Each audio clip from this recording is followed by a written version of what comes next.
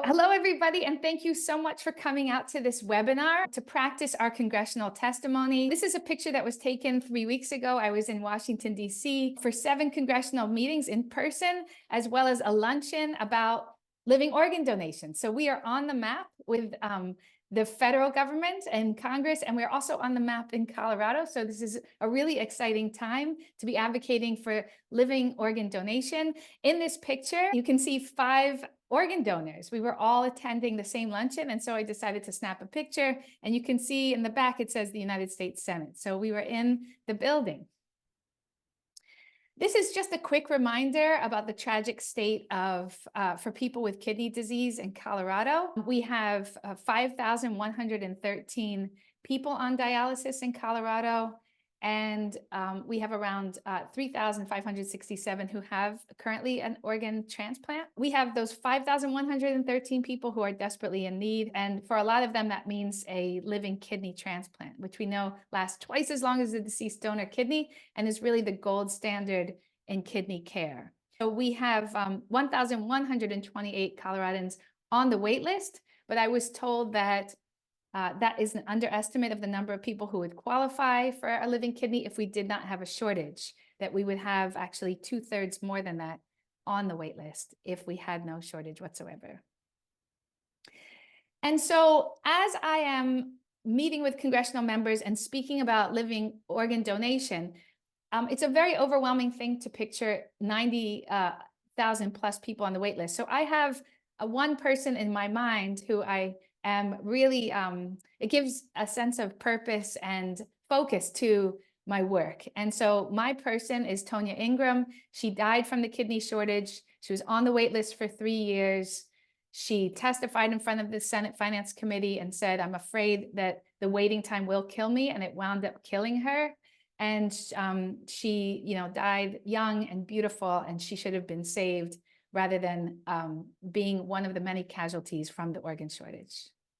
So I would advise you to have someone in your mind so that when you get up there and you may feel a sense of nervousness or like that you feel a bit overwhelmed, I would have in mind that you're speaking for someone, that you're speaking for many people actually. And so it's a way to take it out of just your own self and make it bigger than you. We're doing it to save lives, multiple lives. And so having that one person or multiple people in your mind will help make your testimony more passionate.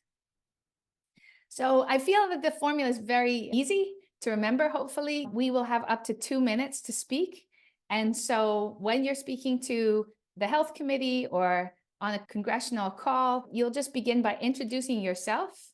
What is your connection to kidney disease? Are you a donor, a recipient, on dialysis, a family member, or just a concerned American who is a living kidney donation advocate? And of course, tell where you live. That's very important to congressional members. The second part is really this is a bit like a sandwich, right? So this is the middle part of the sandwich. And this is the part where you want to tell something unique about your story. So this part, it's a fascinating thing that the more specific and detailed we speak, the more universal it is. It's sort of counterintuitive. The more generally we speak, the less it really touches people and hits the emotional center of the listener. So we want to speak with expression, we want to use emotion, and we want to use some specific details. And then the final part of it is connecting your experience with why you support the goals of the CARE Act. I'm just going to give you a quick example of it. So I'm not going to speak for all of 2 minutes. I'm going to make it short and quick. Hello, my name is Elaine Perlman. I am a kidney donor, and I live in New York City. When my son told me that he wanted to donate his kidney to a stranger, I thought it was something that was terribly dangerous, and I got really worried.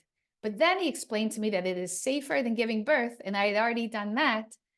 I wound up giving my kidney to a stranger 6 months after my son donated, and I launched a chain for 4 people around the country to get life-saving kidneys. After donating my kidneys, I realized that there's a tremendously tragic kidney shortage in this country, and we have over 25 people every day dying as a result. I am so excited that Colorado is taking the lead with the CARE Act that will protect living donors And even better, encourage far more people to donate their kidneys to those who will die without them. I hope that you'll support the CARE Act because it is life-saving and is very needed by the citizens of Colorado. Thank you for listening. So something simple like that. It doesn't have to be so detailed, but it should be shaped in that way. I just want to also mention a couple other things about how to be persuasive. There are really three very good ways to be persuasive, and you don't have to do all three. You can just select one. The first one would be to present some logical argument, perhaps quote one or two statistics that you think might be relevant. Another way to be persuasive is to convey the message, I'm trustworthy, I'm a donor, or I'm a recipient, or I love someone with kidney disease, or I really care deeply about this issue. So to connect with people in the sense that you really feel for this and it's authentic. And the third way is to be emotional or connect with people on the emotional level of the deep sort of, let's open our hearts to the people who are suffering so badly from something that is curable with a living kidney transplant. Like, there's a shortage. We should just get more people to do it through legislation. And in the moments when we feel nervous or overwhelmed or perhaps not as confident as we'd like to be, I find that it can be really helpful to channel someone who is really calm and confident. So that could be someone you know or someone famous.